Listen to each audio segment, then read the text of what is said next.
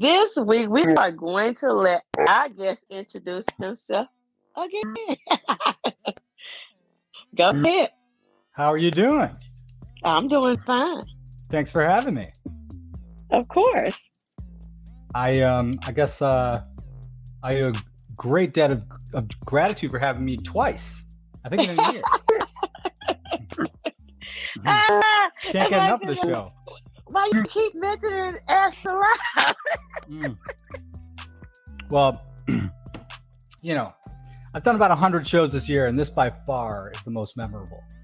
Really? Oh yeah. How so? Well, probably because you get really good advice.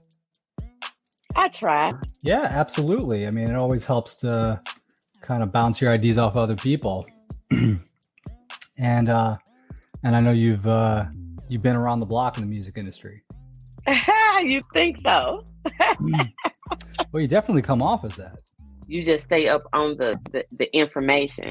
You're batting a million. Yeah. Well, just staying up on the information is enough to just take an enormous amount of time out of the very limited period of time for independent artists to focus on the music, myself included. In addition to, like, even if I have support, I have assistance management, but that's stuff that I also have to manage. I have to manage the management. So it's just between that and keeping up on like the latest. I mean, you could spend all day watching YouTube updates on the gurus and now AI is changing this and there's new like Google updates and there's Facebook updates and now. Frankly, I'll go for months at a time where I'm like, I got to focus on my music. I can't just keep checking up on every little micro change that happens on literally a weekly or a monthly basis. It's exhausting, and oftentimes it's not even all that useful when it boils down to the end goal for me, which is really to just produce good, high quality content for my fans and encourage them to support me and go out and do my gigs. I feel like a lot of the nitty gritty details I just need people to manage for me as an independent artist, and I would assume that a lot of other independent artists need the same kind of support. So talk to me. Tell me what you want to talk about.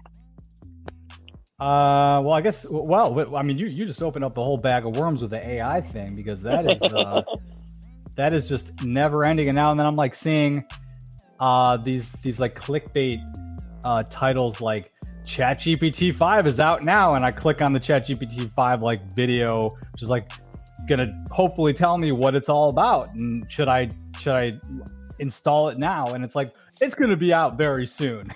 Like, oh come on, like. And I'm a fan of the AI. I am, but I have worked with artists that need a collaboration. With the voice recognition, you can really create. I'm not saying in all situations that's the way that it should go, and you can create with the sound that you're looking for without. I think that's really optimistic of you to say, and I hope that you're right.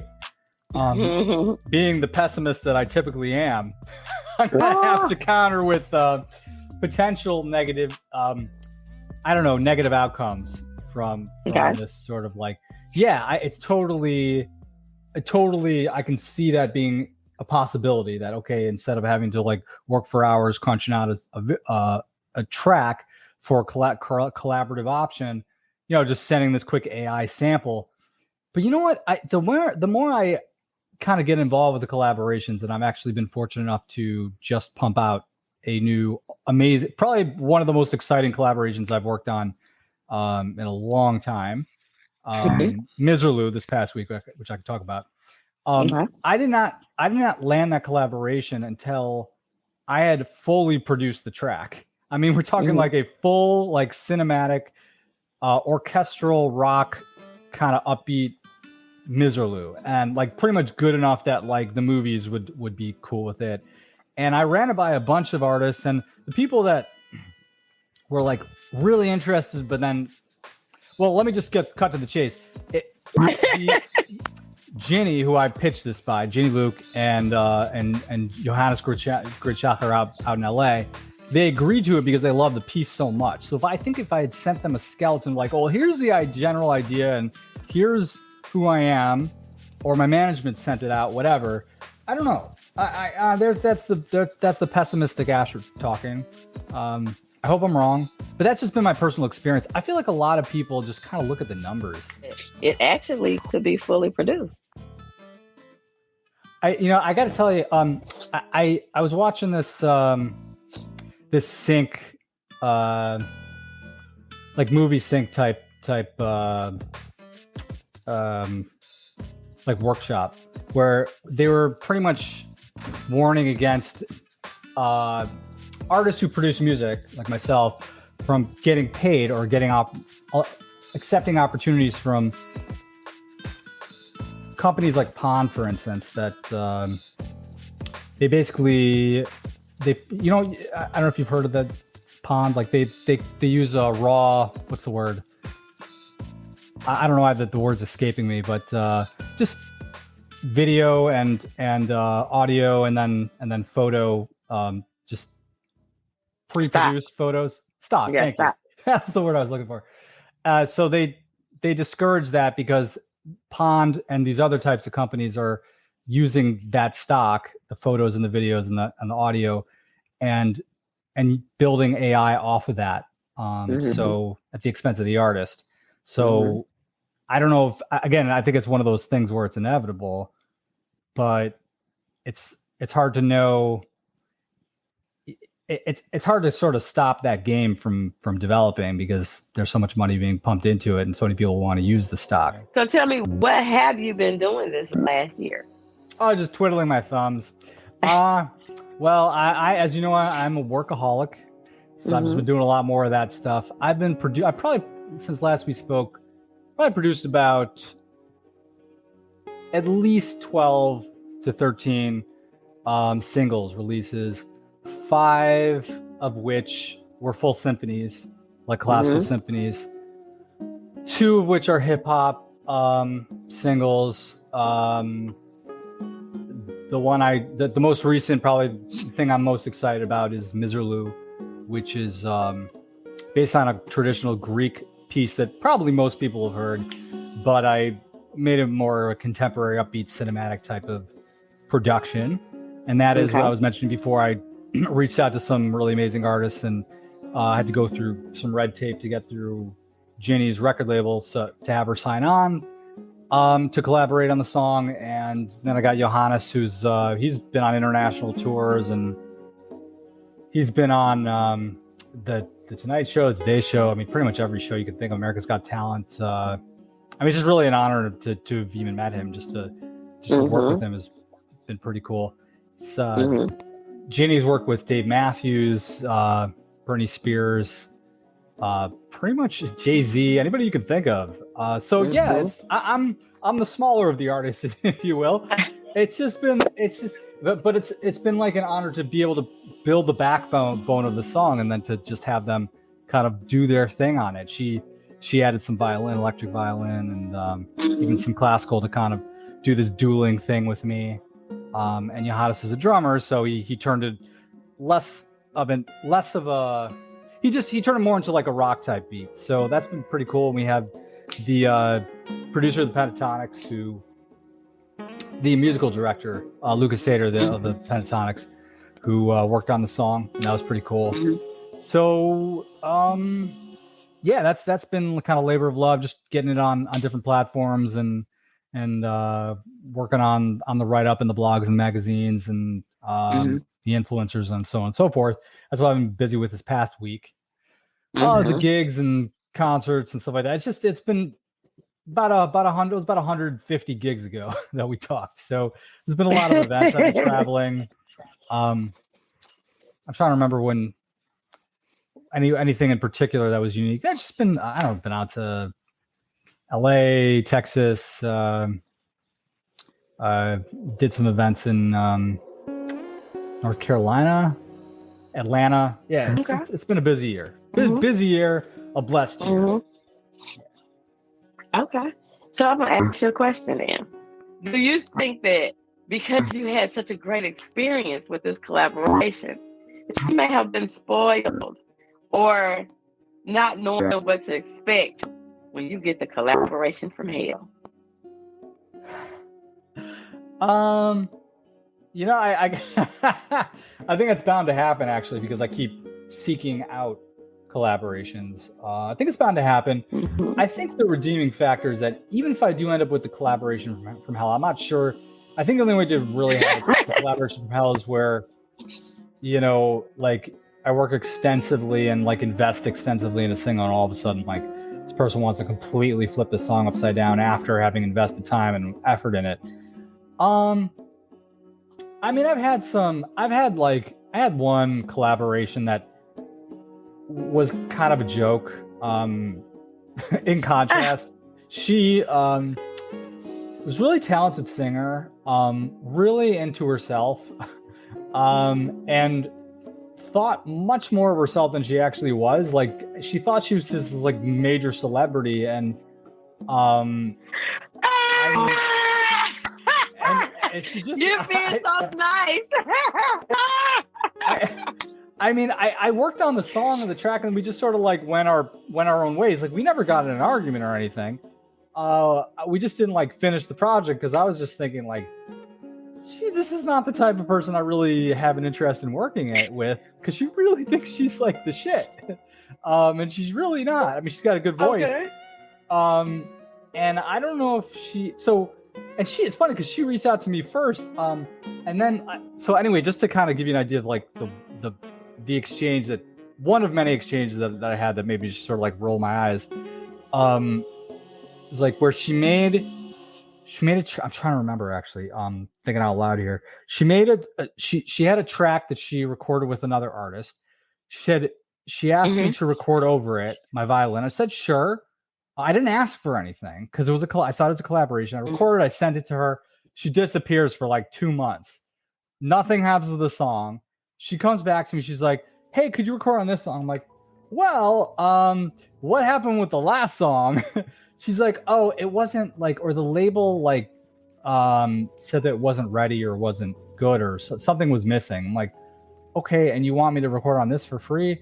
So that was like kind of step one in the process of many steps where I was sort of like, that's really entitled to sort of like go to another, like an established professional musician, and sort of ask them to like work for free after you didn't do anything with the previous recording, you know? But the next one was like, okay, maybe just to like humor me, maybe I'll start working on it. I gave her a little clip just to kind of entertain myself, see what would happen with it. And I'm trying to remember. It's like a number of months ago, like many, many months ago. She's like, this song, oh yeah, it sounds good. Let me just run it by the label.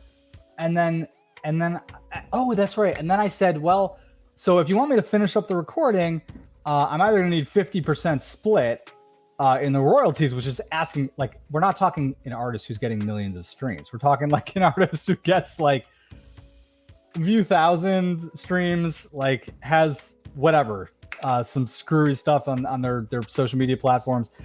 And I was like, I just look at 50%, I think, or just an even split, or maybe a third split, some percentage. She's like, I'm sorry, if you can't accept basically 0% with the distribution of with this label, I'm not going to be able to allow you to play this at your concerts or performances. And I'm like, oh my God, she really doesn't understand reality. I can't believe I even got involved with her. But I was just about to say that's not correct.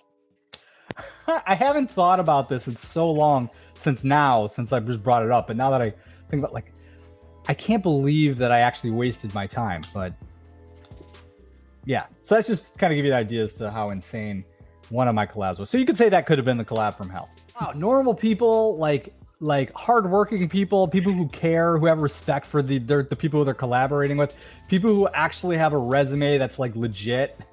Yeah, it was definitely a dream. But I've also had, like, you know, working with Porter Singer was a dream. Was a privilege, I'm gonna say. You know, that release was a few months back, so she's awesome. She's out in Washington. Anyway, yeah, I've had some real what's the word?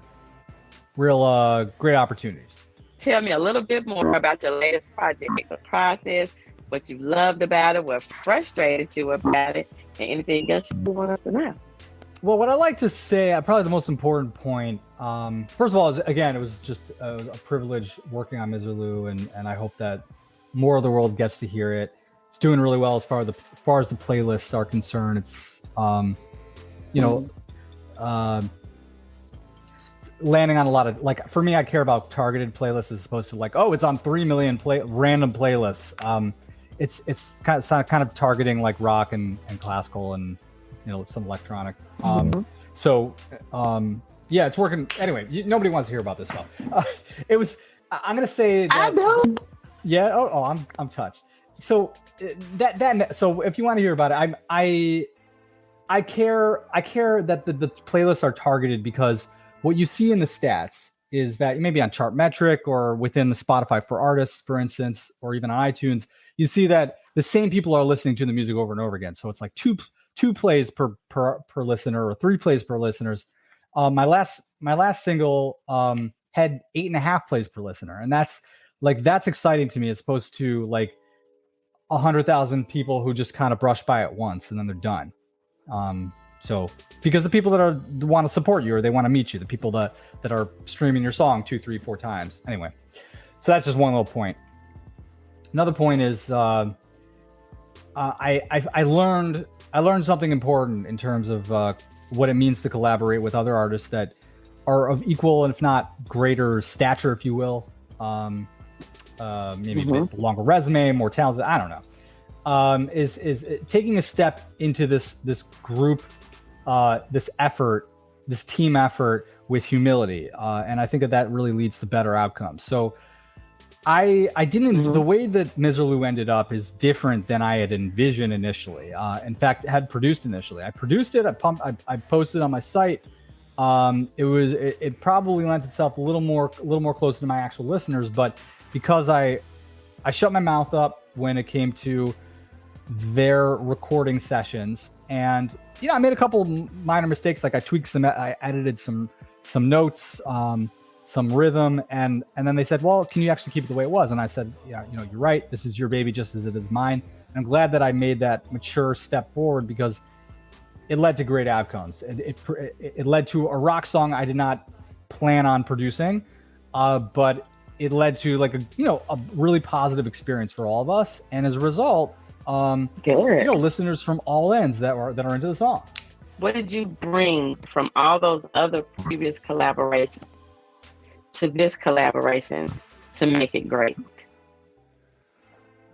Probably just that, just like the understanding that a collaboration is just that. It is not my baby exclusively. It is their baby if I'm bringing them on as a collaborator. Which is a very different ball game than, hey, here's $300. Please record your saxophone or your violin or your trumpet or drums at my direction. It's very different because you are stepping into their territory when you are asking an artist to collaborate. You are no longer in full ownership of. It's a partnership. It's a business partnership, and you need to respect that business partnership. I need to respect that business partnership. That's what I learned. That we are sharing each other's audiences. So what they deem is important, if they think a rhythm should be a bit different, perhaps if it doesn't resonate best with myself or even my fan base, it might resonate much better with their fan base.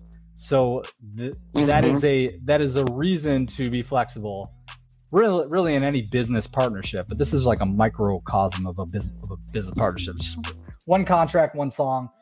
Another thing I learned is like, okay, it's one song, one contract, one song. It's not a full album. So what if it's not perfect? So what? I obviously considered it to be important enough, them to be important enough, them valuable enough to reach out to them to be a part of my project. So therefore, it's incumbent upon me to take the high road and to respect their decisions and to approach it as just a 1/3 of the project is mine. So the single is called Miserlou. Miserlou, MISI. Who cares? Miserlou. The only thing to sing aloud. Oh, tell us. I misspelled it for months until I'm like, whoa. So that's the name of the single. You can find it on streaming on all major platforms. You can find it on iTunes. It is also on astrolaub.com/merchandise if you want to check out. Well, if you want to actually download the single, you can also you check out all my music on astrolaub.com, ASHERLAUB.com. And my music is posted on all these shenanigans on social media, Instagram, Facebook, Twitter. Astrolaub is my name. And I hope you guys can send some love. You can send a DM or a comment on a post, and I'd be happy to connect. And you could just check out, I'm just posting like pretty much recordings every day, every other day, to keep people engaged. And I go live every week. So anyway, I hope to connect with you guys in some way, shape, or form. Okay. You also mentioned that you had a single to come out 2 months ago. Well, I released a few things. Two symphonies. One is called Shemesh. Another one was a medley, a 4-song medley, a tribute to Israel, which that actually, for some reason, was the one that had like 8.5 streams per listener on Spotify, which is interesting because I'd never seen numbers like that before, but it was pretty wildly popular among like intense listeners. So those are two other releases. When I say symphony, like 40 tracks, like strings, winds, percussion, just a lot of instruments and huge labor of love. And I hope you guys, those of you who maybe aren't necessarily into like typical classical, might appreciate the cinematic nature, the beauty of the pieces, Shemesh and a tribute to Israel. And I'm kind of like all over the map here, genre wise. I'm excited to release like some hip hop singles and some EDM classical. So something for everybody. Okay. All right. Well, show him some love. See you next week. Bye.